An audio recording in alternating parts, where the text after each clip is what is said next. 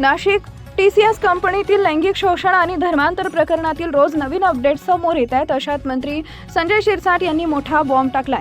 निदा खान यांनी MIMच्या बड्या नेत्यांची नातेवाईक असल्याचा धक्कादायक खुलासा संजय शिरसाट यांनी केला आहे, ज्यामुळे राजकारणात मोठी खळबळ माजली आहे। निदा खान हिच्याबद्दल सांगायचं झालं तर TCS कंपनी प्रकरणात फरार असलेली महिला आरोपी निदा खान हिला अखेर अटक करण्यात आली आहे। छत्रपती संभाजीनगर येथून पोलिसांनी तिला ताब्यात घेतलं। तिला अटक केल्यानंतर संजय शिरसाट यांनी मोठं वक्तव्य केलंय। संजय शिरसाट म्हणाले, TCS कंपनीमधील प्रकरण फार गंभीर आहे, हे आता सर्वांच्या लक्षात आलंच आहे। निदा खान ही पेड वर्कर आहे। अशा निदा खान जागोजागी फिरत आहे। काश्मीर फाईल्स सारखा सिनेमा भारतात बनू नये यासाठी काळजी घ्यायला लागेल। मुख्यमंत्र्यांना भेटून SITची मागणी करणार आहे, असं देखील शिरसाट म्हणाले। पुढे MIMच्या बड्या नेत्यांचं नाव घेत शिरसाट म्हणाले, निदा खान प्रकरणात नगरसेवक अटकेत आहे। इम्तियाज जलील यांच्या भावाच्या बायकोचे हे सगळे नातेवाईक आहेत। इम्तियाज जलील यांना अटक झाली पाहिजे।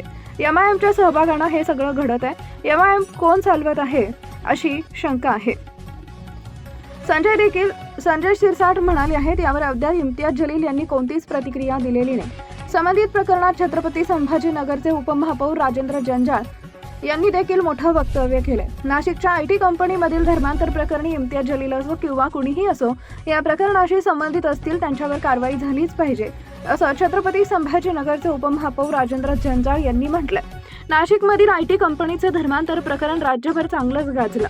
या प्रकरणातील आरोपी असलेली निदा खान हिला छत्रपती संभाजीनगरमधून अटक करण्यात आली आणि तिला आश्रय देणारा मतीन पटेल सुद्धा नाशिक पोलिसांकडून अटक करण्यात आली आहे। दुसरीकडे त्याचं घर पाडलं जाणार असल्याची नोटीसही त्याच्या घरावर लावण्यात आली असून समाधानकारक उत्तर आलं नाही तर त्याच्या घरावर 100% बुलडोझर चालवणार असल्याचं जंजाळ यांनी म्हटलंय।